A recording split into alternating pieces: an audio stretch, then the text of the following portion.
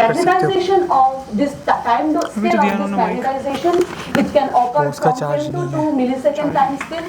Very fast process are occurred that ultra-fast dynamics could be observed in. Please change the mic with this. Sorry to interrupt. Yeah, thank you so much.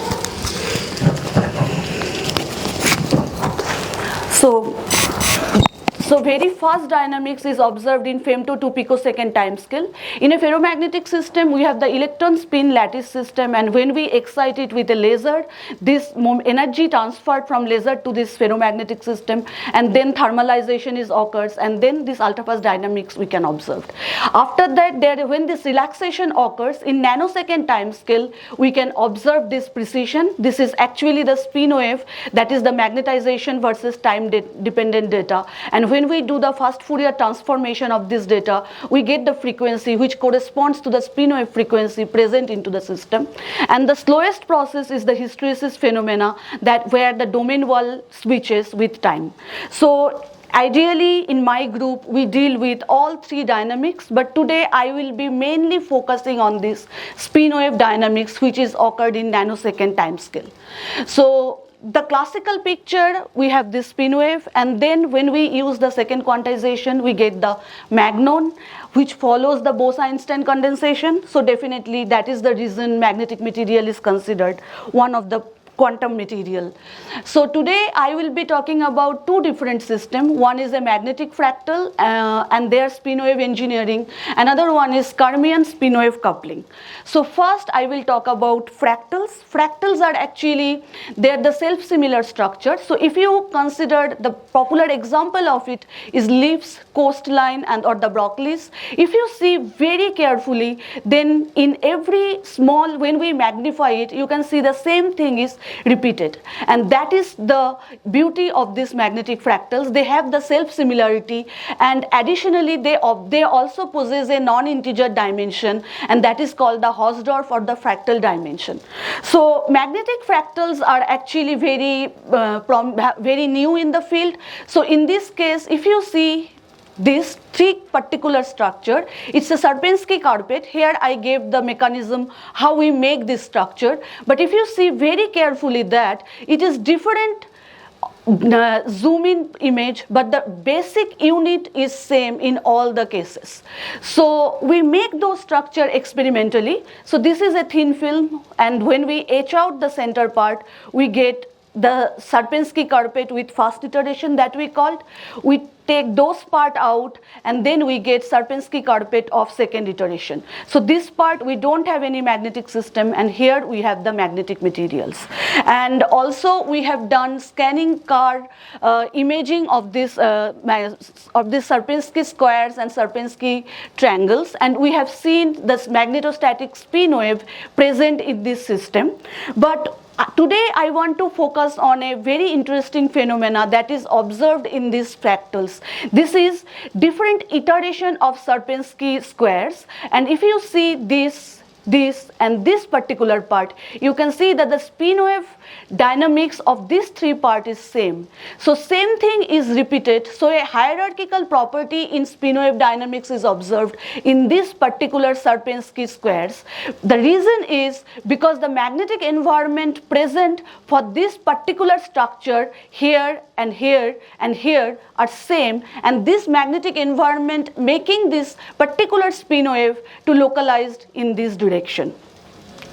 So with this, my PhD student, we did some micromagnetic simulation, because I told at the beginning the aim is to excite the spin wave, let them move to transfer the information in one side. But when we have a magnetic system and non-magnetic system, spin wave that we get, they are forming the standing wave only in the magnetic part. So they don't transmit. So if we want them to transmit, this is not the good option. So the good option will be this white part here, there is no magnetic material, but what we can do, we can fill it with second magnetic material, and then we can make this kind of structure. Here this black is permalloy, and this pink one is cobalt iron alloy, and similar thing is make in this structure as well. So we make bicomponent Sierpinski materials, and we have shown that when the dynamics of a single nickel iron system or single cobalt iron system, where you see a single mode present, this structure is modified drastically when we make them coupled with each other, and then you can see the dynamics modified, and this particular band gap start to appear. So this particular frequency gap is very important, because this if I want to use them for transfer the information, you can see now for this particular structure where I have the frequencies, these are allowed, and when there is nothing, that is completely forbidden. So this is actually a frequency gap similar to semiconductor, where we have the conduction band and valence band with a frequency gap. This gap is also present here, so we can reprogram our system by engineering this structurization, and that is what we did further.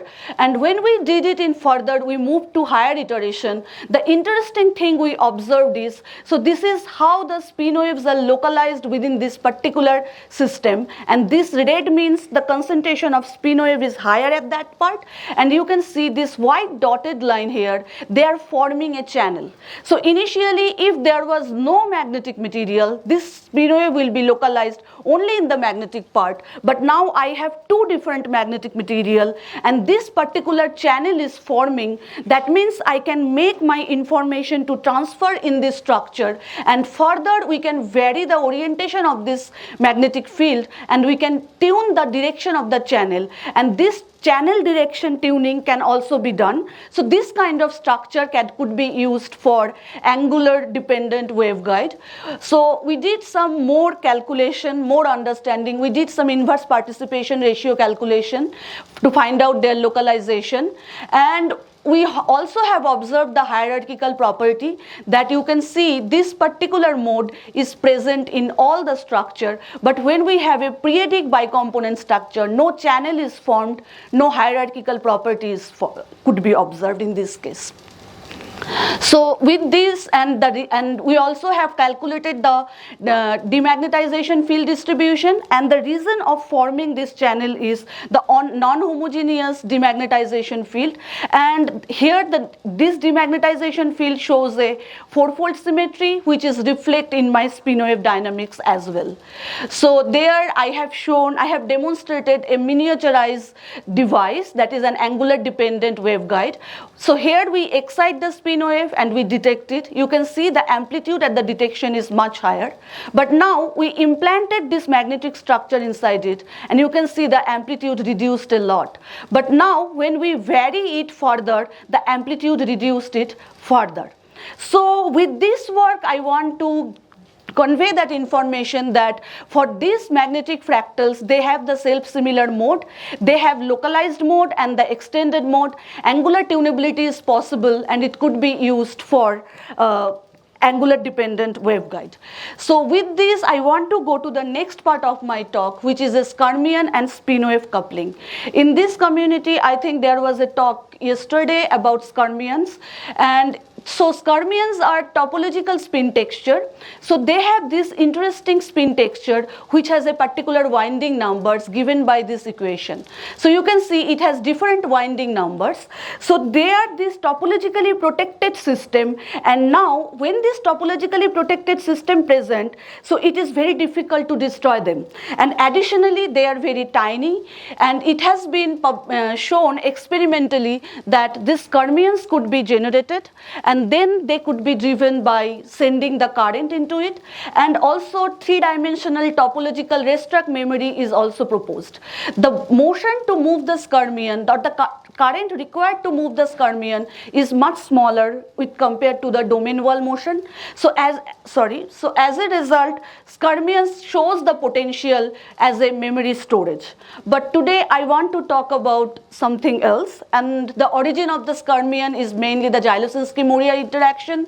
Depending upon whether we have bulk DMI or interfacial DMI, we can get different type of skyrmions. So we did such kind of experimental work where we have this antidot lattice. This is magnetic system, there is no magnetic material, and these white dots are the skyrmions present. And now this is skyrmion confinement has been done, and additionally, okay, the video is, I can't work on the video because you can, but here you can see this skyrmion is moving, and we can control the skyrmion motion like we have shown here, and these two paper described all the work. So my student also has shown that skyrmion based logic operation. So we have demonstrated the NAND and NOR operation using this skyrmion, where we considered presence of a skyrmion as 1, and when there is absent it is 0, and in a way we are storing the information. We also demonstrated their half and full adder operation. So with this I showed that skyrmion has a potential in storage. But now I want to talk about that there was a paper published in 2021, and in this paper they proposed that skyrmion could be used as magnetic qubit. So what they are going to say, in a skyrmion you have chirality and helicity. So when you have the helicity, this helicity could be left-handed, could be right-handed.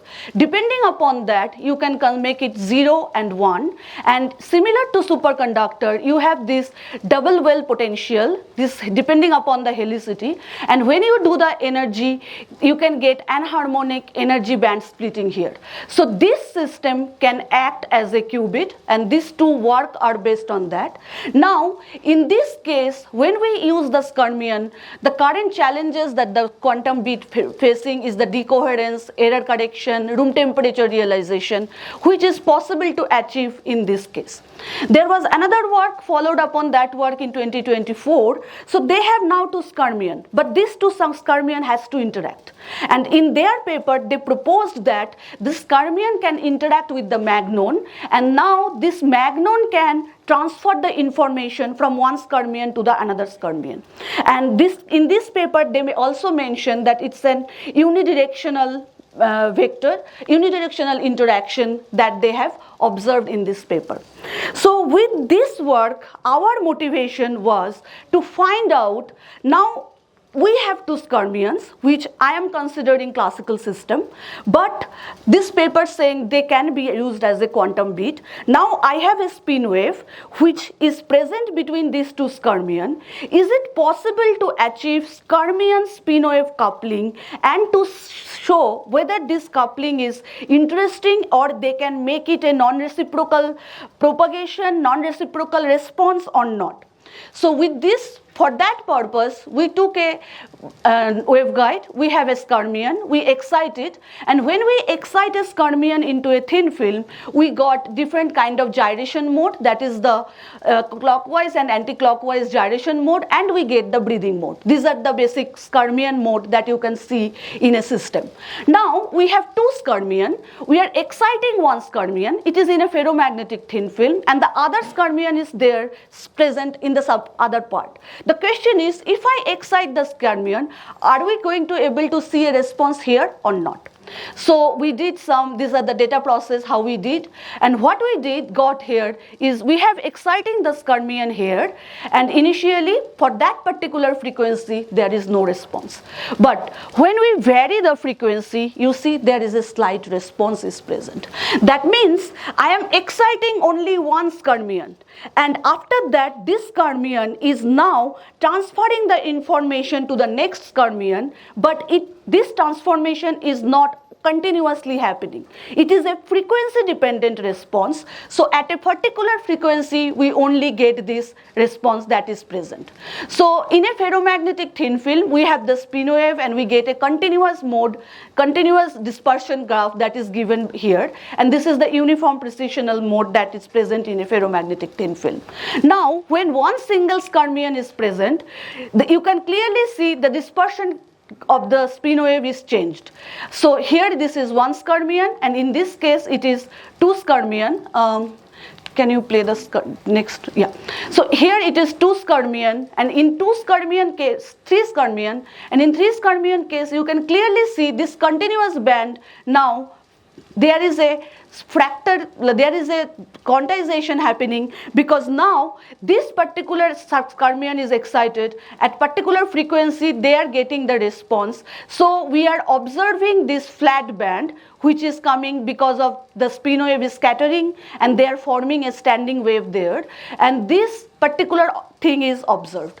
Now we consider multiple skyrmions, 20 and 65 skyrmions, and we have shown that there is a particular hybrid mode that is given by this particular notation, and this particular note is trying to amplify when we have more skyrmions.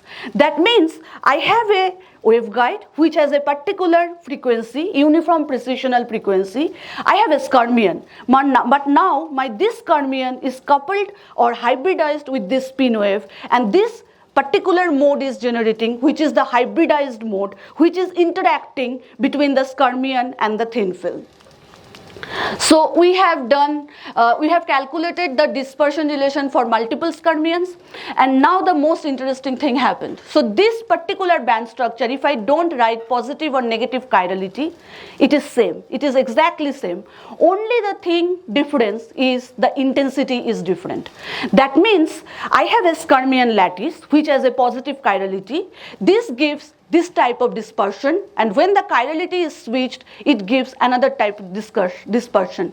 But these two cases, the intensity is different. So if you see very carefully, for positive chirality, this side has more intensity, but for negative chirality, this side has more intensity. That means the coupling that I am talking about, it has a particular direction, and that direction is coming because of the chirality of the system. So we are getting a non-reciprocal coupling of the spin wave and the skyrmion, and it has a particular direction for particular chirality. So we have a frequency dependent response. That response could be further tuned by changing the chirality of the system. And now what we did, we introduced defect into my system. We introduced defect in a two-way. It is in a Fibonacci pattern that we used. In one case, we removed skyrmion in a Fibonacci pattern, and in another case, we arranged the skyrmion in a Fibonacci pattern. And in these two cases, the band structure is completely different. Definitely it will be different because this is just we are randomly creating defect into the system, right? So additionally, what you can see, the non-reciprocity that was present in a perfect lattice, that is missing in this case. Another thing is, what you can see, more flat bands are formed in this particular case, because now the standing waves are forming between these two skyrmion and they are confining here. So and you can see that now there is no non-reciprocity that we have seen previously. So we have this non-reciprocal behavior between coupling between the spin wave and the skyrmion. Now introducing defect, we can destroy it. So with this, I would like to conclude my talk that I have shown you that skyrmion spin wave hybrid modes are present, and there is a non-reciprocal spin wave dynamics is present in this system, which is coming because of the chirality of the skyrmion. And additionally, frequency dependent spin wave dynamics could be observed, and in future we can destroy this non-reciprocity by introducing defects into the system. So with this, I just want to show that I am from Ashoka and we have a lab there. So this is the setup that is present in my lab. This is the MOOC setup present in my lab. This is the FMR setup, and this is the sputtering that is present in the lab. And we also work with magnetic nanowires, magnetic nanoparticles, and actually in next year, in February to 15 to 19 June, we are having this 4th round table meeting. It will be in Shivnadar University, and for this one, with the young faculty and the student, it is a self-nomination, so you can self-nominate yourself. Abstract deadline is 15th August, and yeah, with this, I would like to conclude my talk, and I will be happy to answer the question. Thank you. Thank you. Thank you for keeping the time. So now it's time for questions, comments.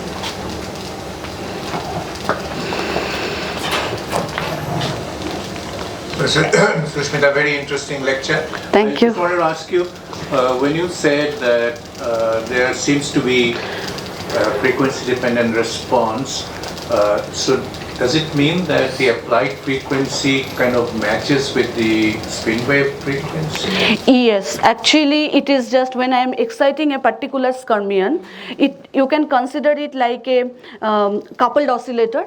So the other two skyrmions are connected with a spring. Now when they are transferring the thing, the resonance is happening, and as a result, Couple oscillator, but each is a two-level system. each is a two-level system. Yes. Yeah. So that is the reason, like you have the frequency selective spin wave dynamics there. So there's some kind of resonance effect from the applied frequency and the spin wave frequency. Yes, that is happening there. You can consider it like a sand, and then in sand when I do like when I make some vibration, it gives its own frequency pattern. So that is the thing.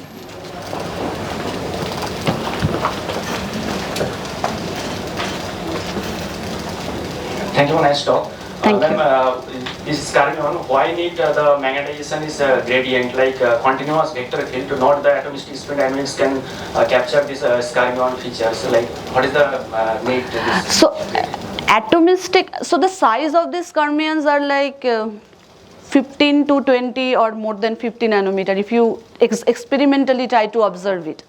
So if you are talking about atomistic model, I think. LLG equation you use Yeah, I use LLG equation, but because my whole structure is 8,000 micrometer by 200 nanometers. So that big structure.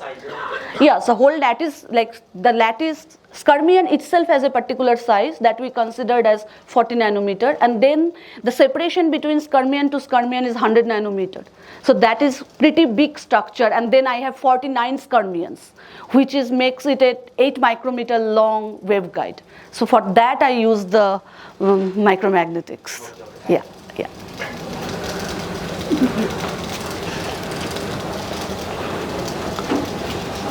Very nice talk. Thank you. So, like when you are like exciting and detecting with the same like optical pulse, the skyrmion breathing mode and the rotational mode.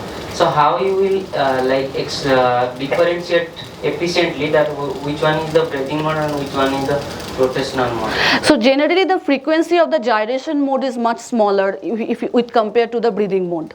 But So if they are comparable, then how? in general gyration occurs very slowly. Gyration is gyration of the core. That occurs very slowly.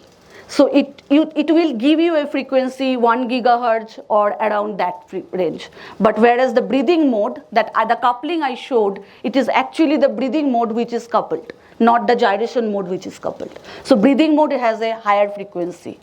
Breathing mode is you have the whole structure, then the system is expanding and collapsing like that. So that mode is much higher frequency.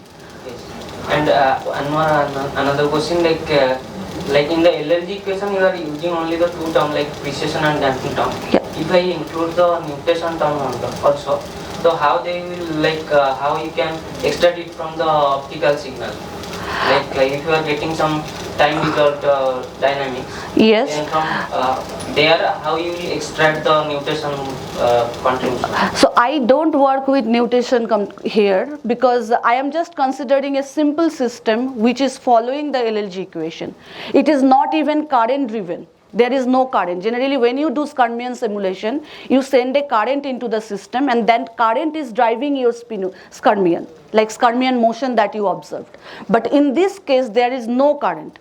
It is just I am exciting a pulse which is creating a spin wave, and that spin wave is interacting with the skyrmion. So it is not anything else. Like I am not considered any other torque into the system. Any more question? No? Let's thank Thank you. the speaker again.